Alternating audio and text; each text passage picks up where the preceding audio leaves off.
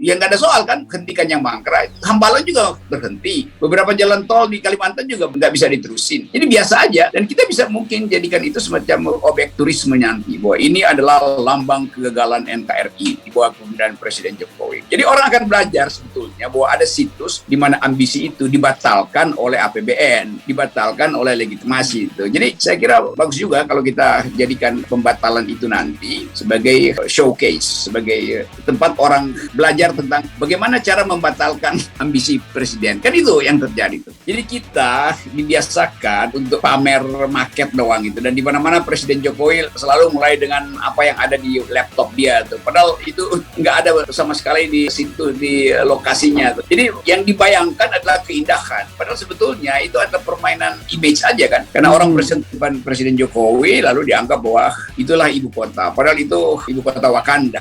Realnya itu adalah nelayan di situ, petani di situ, itu yang nggak dipahami itu. Dan Presiden Jokowi nggak mau tahu itu tuh. Karena apa? Karena cara dia berpikir tidak sama dengan cara orang waras berpikir tentang ibu kota itu.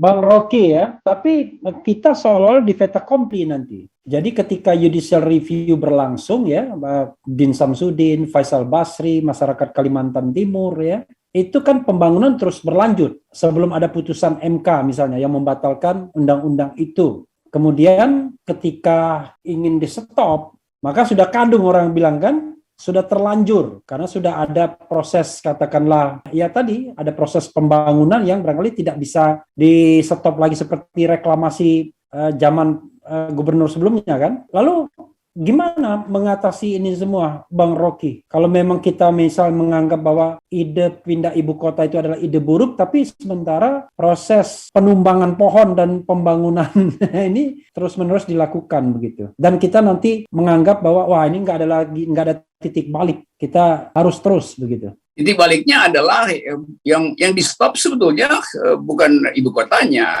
tetapi presiden yang kita stop tuh supaya dia jangan ugal-ugalan lagi itu.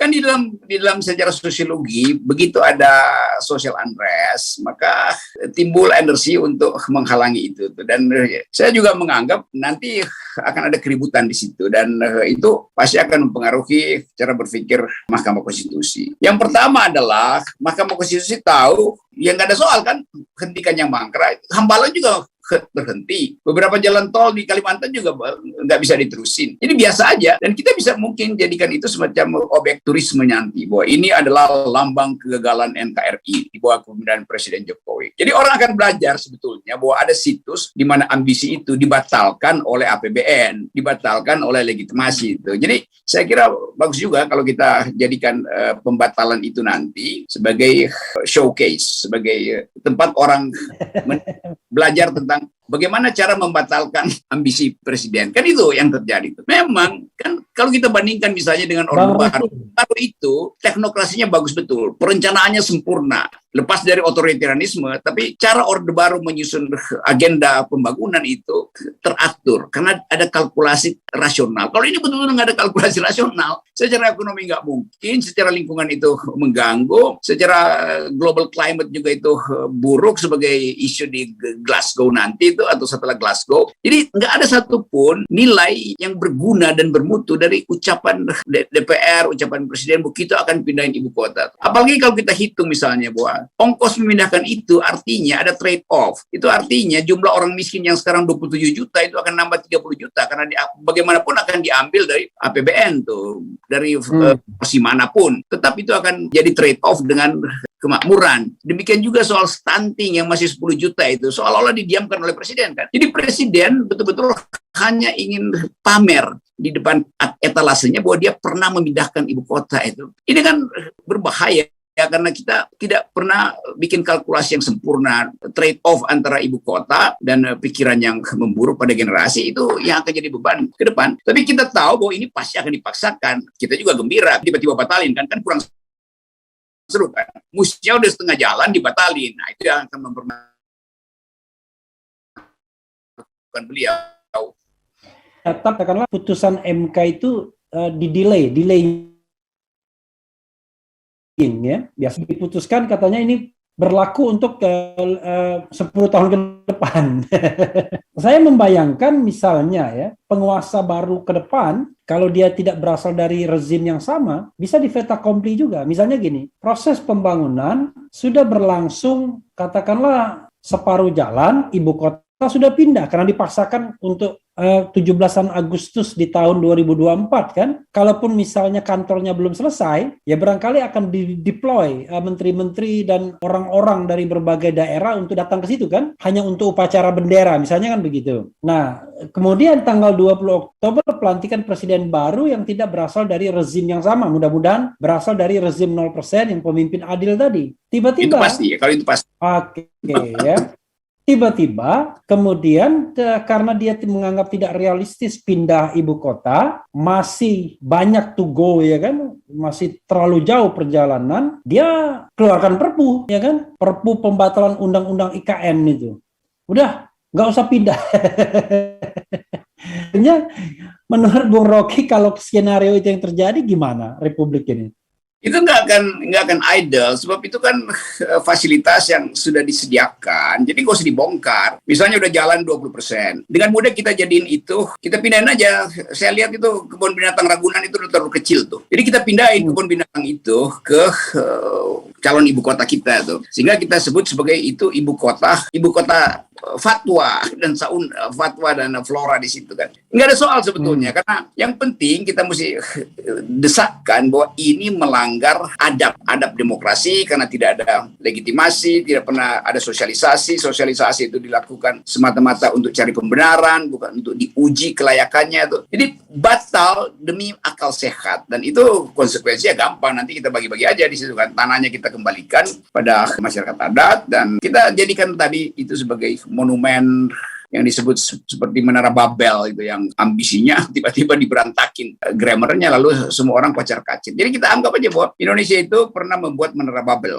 yaitu lambang kegagalan. Kan kita juga mesti perlu punya lambang-lambang kegagalan, karena kalau sekedar, kan kita tahu Presiden Jokowi ini gagal banyak kan, tapi mesti ada gagal yang betul-betul terlihat secara fisik, yaitu ibu kota yang mangkrak. Supaya itu jadi tanda sejarah bahwa kalau tidak 0%, pasti semuanya akan berakhir dengan kegagalan. Gitu kira-kira.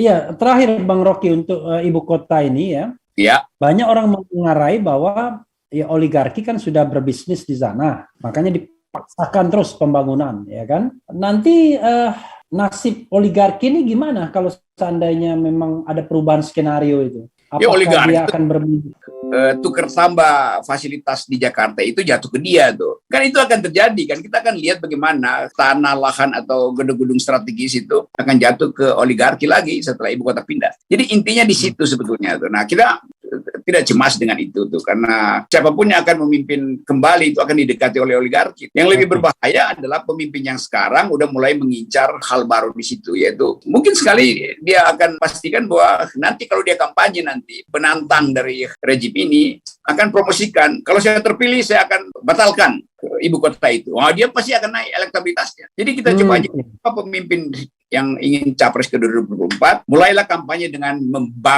membatalkan ibu kota baru. Itu pasti elektabilitasnya naik. Jadi sobat daerah sekalian, nggak usah mikir terhadap dana yang sudah dikeluarkan oligarki.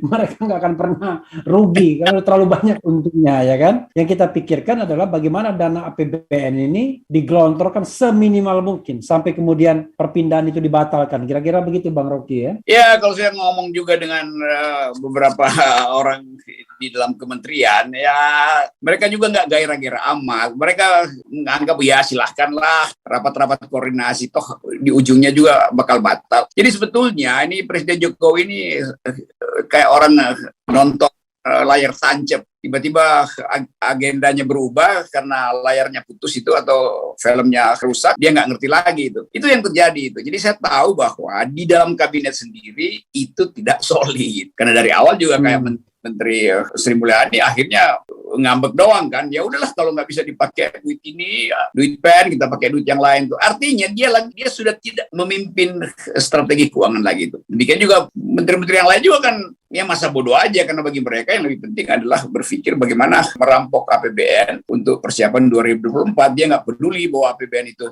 cukup untuk ibu kota baru apa enggak. Jadi isunya nggak relevan lagi, dan saya kira dalam sebulan 2 bulan ini juga isunya hilang karena semua orang akan menganggap bahwa itu mustahil dilakukan. Nah itu yang terjadi sekarang, demoralisasi di dalam kabinet pasti berlangsung dalam 2 bulan ini karena anggaran akan dihitung ulang, anggaran yang sudah diputuskan bulan Maret itu akan ada APBNP segala macam tuh. Nah di situ mulai cekcoknya akan dimulai di situ. Yang jelas ini lebih kompleks dibandingkan kereta cepat ya. Kereta cepat Jakarta-Bandung aja sudah bikin pusing. Kalau yang 100 triliun, memang bengkaknya dari puluhan triliun ke 100 lebih triliun, apalagi ini yang mendekati sampai 500 triliun ya. Saya membayangkan bahwa pastilah menteri-menteri yang rasional, ya sudahlah. Kalau bocorannya kita udah dapat itu bukan 450 triliun atau 500, 1.400 triliun, itu bisa 3 kali lipat. Bentar ya, lagi si barunya. Biasanya pembangunan itu selalu begitu. Nggak mungkin misalnya kita alokasikan 500 triliun, lalu bisa dihemat sampai 300 triliun. Biasanya 2 kali atau 3 kali lipat malah pembangunan itu. Karena kalau cuman pas persis sama, itu nggak banyak meresnya mungkin. Ya salah itu. Bang Rocky, ada closing statement soal ini, soal ibu kota baru ini sebelum kita pindah lagi? Jadi kita dibiasakan untuk pamer market doang itu, dan di mana-mana Presiden Jokowi selalu mulai dengan apa yang ada di laptop dia tuh. Padahal itu nggak ada sama sekali di situ di lokasinya tuh. Jadi yang dibayangkan adalah keindahan. Padahal sebetulnya itu adalah permainan image aja kan. Karena orang Presiden Jokowi lalu dianggap bahwa itulah ibu kota. Padahal itu ibu kota Wakanda. Realnya itu adalah nelayan di situ, petani di situ. Itu yang nggak dipahami itu, dan Presiden Jokowi nggak mau tahu itu tuh. Karena apa? Karena cara dia berpikir tidak sama dengan cara orang waras berpikir tentang ibu kota itu. Yaitu sama dengan LRT di Palembang yang sekarang ya maju kena mundur kena. Investasinya mahal, bukan menambah kelancaran ibu kota, tetapi menambah beban beban APBD dan juga beban kota ya.